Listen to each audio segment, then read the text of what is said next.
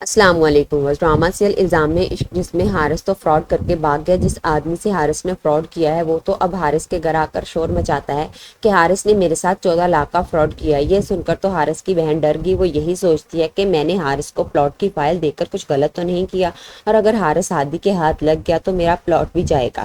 ہادی جو شاید حیا سے محبت کرنے لگا ہے، وہ نہیں چاہتا کہ حیا واپس جائے، وہ اسے چھوڑنا نہیں چاہتا، اس لیے اب وہ حیا کا خیال رکھتا ہے کہ شاید اس کے دل میں جگہ بنا سکے۔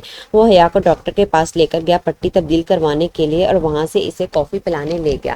وہاں جا کر شاید حیا یہی کہے گی کہ میرا کافی پینے کا دل نہیں ہے، تو ہادی حیا سے یہی کہتا ہے کہ شوہر کے کہنے پر کافی تو کیا زہر بھی پینا پڑے گا۔ اس بات پر حیا کو غصہ آ گیا۔ وہ ہادی سے یہی سوال کرتی ہے کہ تمہیں کیا ملے گا یہ سب کر کے، کیوں مجھ پر اپنی مرضی مسلط کرتے ہو؟ تو ہادی نے یہی کہا کہ مجھے یہ سب کر کے سکون ملے گا۔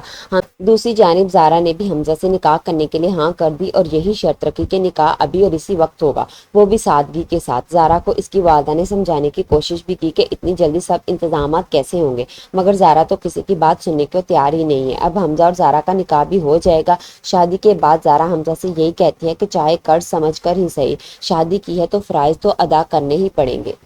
حمزہ اور زارا کی شادی کے بعد جب حیا اپنے والدین سے ملنے ان کے گھر گئی تو حیا کے والدین اسے دیکھ کر گھبرا گئے۔ تو حیا اپنی والدین سے یہی کہتی ہے کہ مجھے ایسا لگ رہا ہے کہ آپ لوگ مجھے دیکھ کر پریشان ہو گئے ہیں۔ تو فوراً حیا کی والدہ بول پڑی کہ نہیں بیٹا، ہم پریشان نہیں ہوئے ہیں، ہم تو خوش ہوئے ہیں تمہارے آنے پر۔ اور شاید حیا کی والدہ اسے بتا دے کہ زارا کی ہم نے شادی کر دی ہے، وہ بھی حمزہ سے۔ یہ سن کر حیا بہت حیران ہوگی، کیونکہ یہ سب تو اس نے کبھی سوچا بھی نہیں تھا۔ تو ویورز، آپ لوگوں کی اس بارے میں کیا رائے ہے کہ جب حیا کو حمزہ اور زارا کی شادی کا پتہ چلے گا تو اس کا کیا ری ایکشن ہوگا، اور کیا وہ اپنی بہن اور والدین کی مجبوری کو سمجھے گی یا ان سے خفا ہو جائے گی؟ اپنی قیمتی رائے کا اظہار کمنٹ سیکشن میں ضرور کیجیے۔ ملتے ہیں اگلی ویڈیو میں، تب تک کے لیے اللہ حافظ۔